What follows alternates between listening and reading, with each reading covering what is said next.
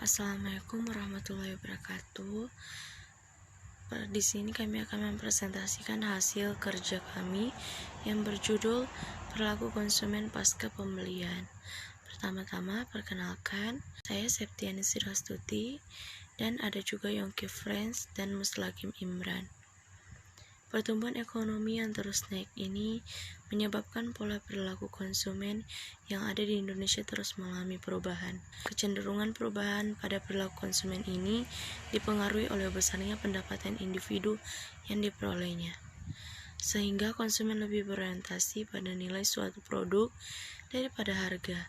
Bahkan sebagai konsumen membelanjakan uang untuk tujuan mendapatkan pelayanan yang lebih baik, yang memberikan nilai kepuasan yang lebih kepada pelanggan.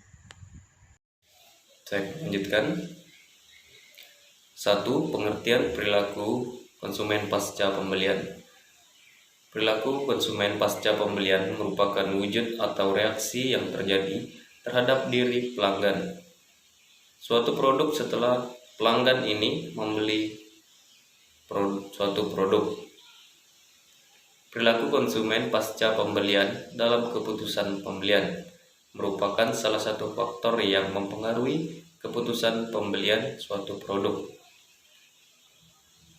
Secara langsung, perilaku konsumen pasca pembelian mempengaruhi minat atau tindakannya. Pelanggan membeli produk tertentu bagi suatu perusahaan. Memuaskan pelanggan merupakan kunci sukses dalam melaksanakan bisnis. Berbagai tanggapan dari pelanggan perlu diterima sebagai masukan yang berharga bagi pengembangan dan penyusunan strategi perusahaan dalam mencapai tujuannya tersebut. Utamanya bagi pemasaran harus mengetahui apa yang diinginkan dan dibutuhkan oleh pelanggannya dengan cara mempelajari bagaimana preferensinya dan perilaku pelanggannya. Yang kedua, hubungan perilaku dengan pembelian. Setiap konsumen memiliki karakteristik yang beragam, sehingga perilakunya memiliki perbedaan. Perilaku konsumen merupakan faktor yang sangat penting dan berpengaruh terhadap penjualan bagi sebuah perusahaan. Perilaku konsumen dapat mempengaruhi banyak sedikitnya produk yang laku di pasaran, sehingga bagi perusahaan memahami perilaku konsumen adalah hal mutlak yang harus dilakukan agar perusahaan itu bisa diterima dan disambut baik oleh pelanggan. Hubungan perilaku dengan pembelian ini sangat berkaitan. Sebagai gambaran saja, seorang artis dalam kesehariannya tentu tidak lepas dari penampilan yang serba glamor dan sering berdandan agar terlihat tetap cantik di masyarakat. Sehingga tidak jarang seorang artis selalu mengenakan make up. Dari sini dapat disimpulkan bahwa artis sering membeli make up.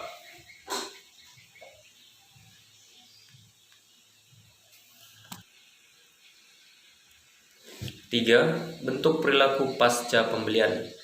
Ada beberapa perilaku yang kemungkinan muncul setelah pembelian terhadap suatu produk, yakni tingkat kepuasan, tingkat yang diharapkan pasca pembelian, dan penggunaan produk pasca pembelian.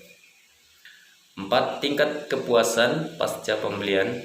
Setelah membeli suatu produk, seorang konsumen mungkin akan menemukan kekurangan, cacat, dan sebagainya, ataupun mungkin lebih baik dari apa yang diharapkan, sehingga dapat kita membagi tingkat kepuasan tersebut menjadi dua, yakni puas dan tidak puas.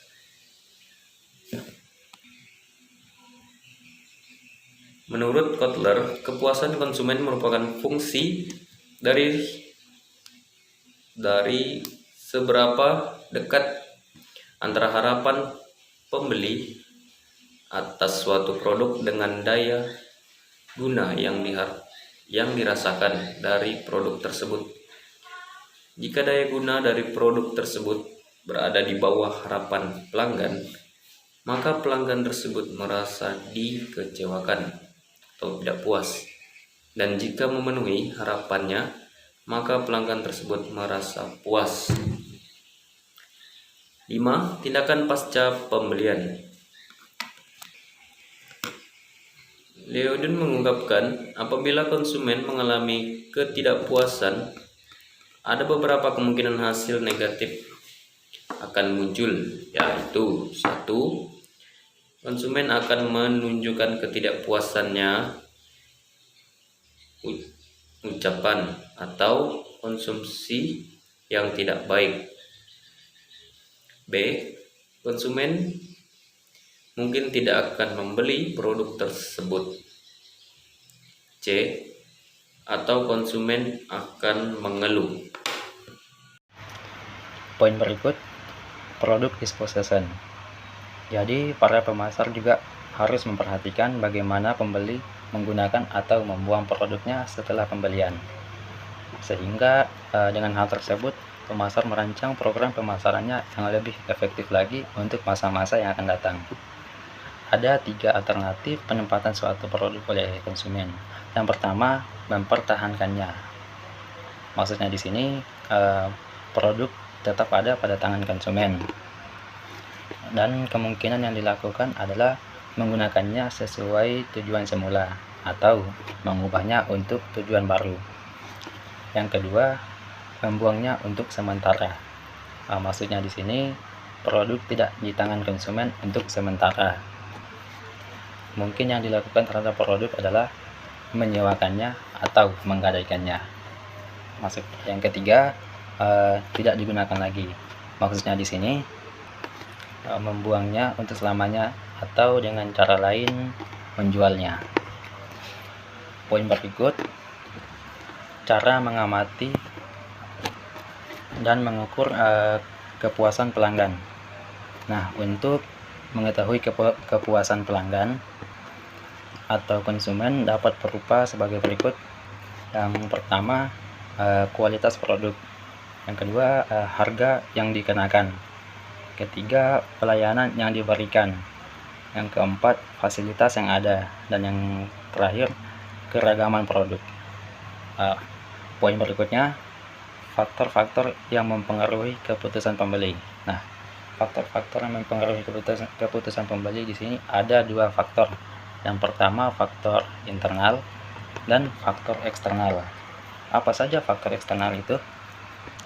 Yang pertama, faktor budaya. Yang kedua, faktor sosial. Dan yang ketiga, faktor pribadi. Nah, untuk faktor internal ada 4. Yang pertama, motivasi. Yang kedua, persepsi. Yang ketiga, pembelajaran. Dan yang keempat, kepribadian. A. Kesimpulan. Perilaku konsumen pada pembelian merupakan suatu tindakan yang dipengaruhi oleh kepuasan atau ketidakpuasan konsumen. Jika konsumen merasa kepuasan terhadap produk yang telah dibelinya, kemungkinan akan menggunakan barang itu lagi. Namun jika konsumen merasa tidak puas, ada beberapa kemungkinan negatif yang akan dilakukan, seperti menunjukkan ketidakpuasan secara langsung melalui komunikasi atau ucapan yang tidak baik, memutuskan untuk tidak membeli produk itu lagi, atau konsumen akan mengeluh. Ketidakpuasan konsumen merupakan sesuatu yang memiliki risiko fatal terhadap keberlangsungan perusahaan.